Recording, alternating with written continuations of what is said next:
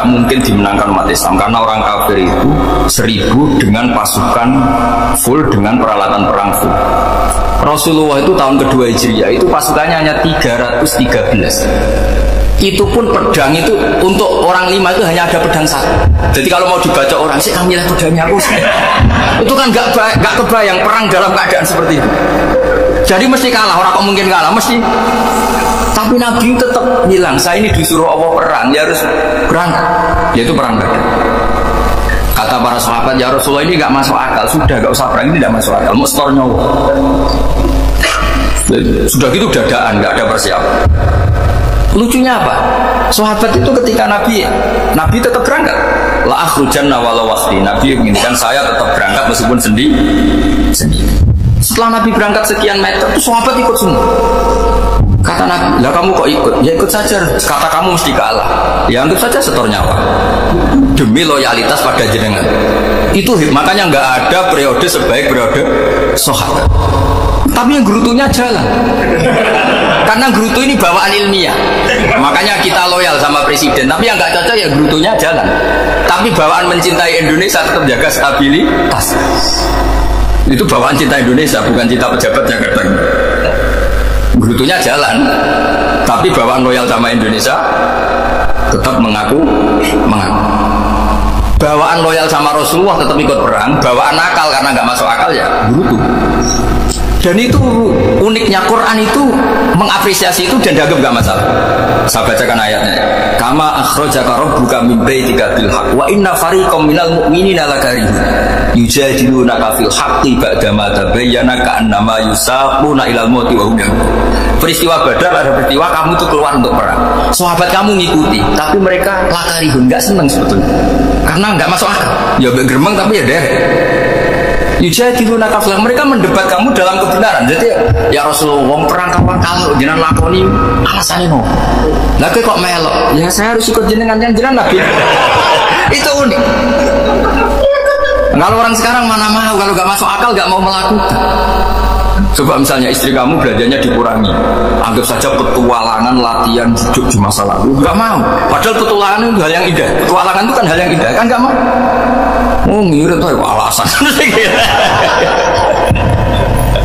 Tapi lucunya kalau dijak camping bermiskin-miskin di hutan, karena karpe dewe, tapi tak suami yang ngongkon.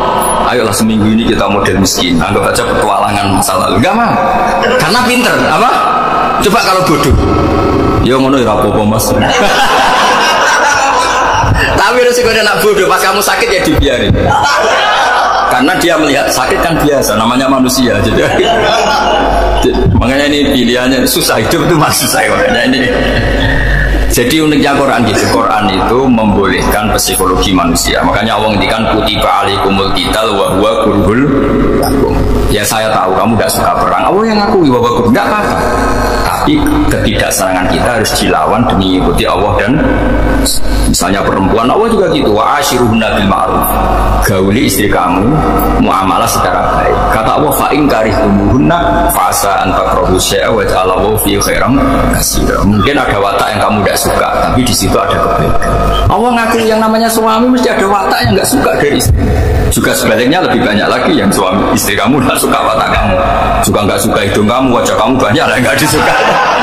Tapi demi kestabilan negara suami istri ini, mereka loyal, justru itu bagus.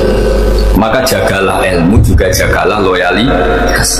Itu yang perlu saya utarakan. Jadi makanya agama ini dibangun dua. Satu kecerdasan hikmah, yaitu ya al-hukmu ya dulu ma'ilati wujudan wa adaman. Tapi juga ada ubudiyah, bahwa agama ini milik Allah. Maka sami'na wa adaman. Karena begini logikanya, saya ulang lagi masalah batu. Ikla hadis sofro fa inna tahta hadar. Terus saya angkat, pembantu saya ngangkat. Dia saya gaji atas nama nurut kan? Atas nama menemukan emas apa atas nama nurut? Nurut, karena emas itu juga penemuan saya, milik saya. Ngangkat batu yang nggak ada emasnya juga atas nama nurut. Jadi rapot yang saya berikan ke pembantu saya itu tentang nurut dan tidak nurut. Saya kan nggak peduli dengan cerdas dan tidak cerdas. Itu kan tidak sesuatu yang menguntungkan saya. Nah Allah juga gitu. Kecerdasan kamu, pinter kamu itu tidak menguntungkan Allah Subhanahu wa Ta'ala. Karena Allah itu tidak butuh pinter kamu, cerdas kamu.